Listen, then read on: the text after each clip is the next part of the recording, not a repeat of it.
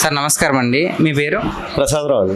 Sir Prasadarao గారు, నిన్న మీ ఊర్లో మీరు అత్యంత మెజారిటీతో గెలిపించుకున్న పవన్ కళ్యాణ్ గారు జనసేన పార్టీ 12వ ఆవిర్భావ సభ అయితే జరిగింది కదా, మీకు ఎలా అనిపిస్తుంది?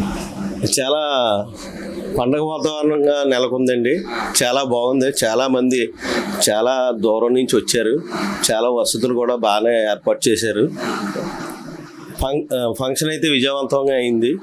12వ ఆవిర్భావ సభ కూడా చాలా విజయవంతంగా అయిందని పవన్ కళ్యాణ్ చూసిన వెంటనే మాకు ఆయన ఉర్రూతలు చూసి, ఆయన ఉత్సాహం చూసి మాకు మరింత ఉత్సాహం చూసి రాత్రి 12 అయిందండి ఇంటికి వచ్చేటప్పటికి.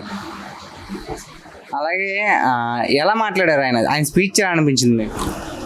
అతను యోధుడి కింద, ఒక దైవ సంబోధన కింద మతతత్వాన్ని,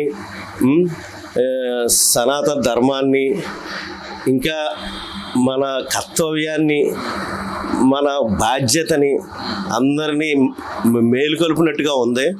అతను పిఠాపురానికి ఒక యోధుడి కింద వచ్చినట్టే లెక్కండి. పురాణాల్లో, దత్త పురాణాల్లో ఎక్కడ ఉందండి, వాడ్రే వాళ్ళు ఒక అతను మనకి చెప్పారండి.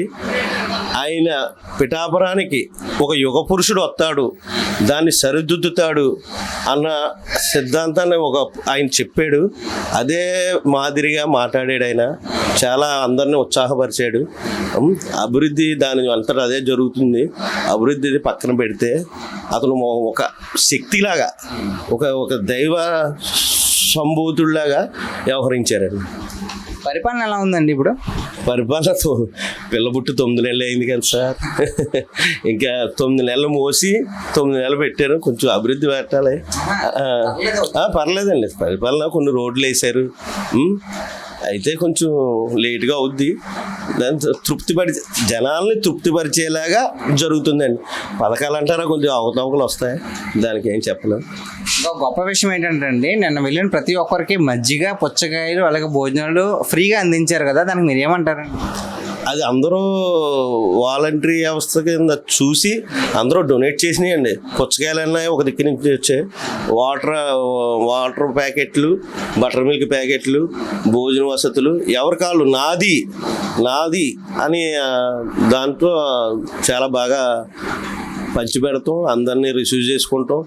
ఎవరో బాధపడి వెళ్ళకుండా ఉండడానికి తగినంత ఏర్పాట్లు అన్నీ సక్రమంగా జరిగాయి. ఒక అపశృతి కూడా జరగలేదు. అంతా మంచే జరిగింది. ఇక ముందు కూడా అంతా మంచే జరుగుతుంది.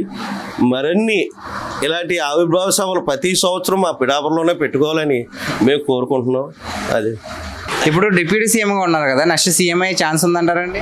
అతనే చెప్పాడండి, నేను ఒక మామూలు మధ్యతరగతి మనిషిని, నేను సినిమా యాక్టర్ అవుతాను అనుకోలేదు, సినిమా యాక్టర్ అయ్యాను. నేను పార్టీ పెడతాను అనుకోలేదు, పార్టీ పెట్టాను. నేను పార్టీ పెట్టి నెగ్గుతాను అనుకోలేదు, నెగ్గాను. ఒక ఎమ్మెల్యే స్థాయి నుంచి ఇవాళ డిప్యూటీ సీఎం వరకు వెళ్ళాను.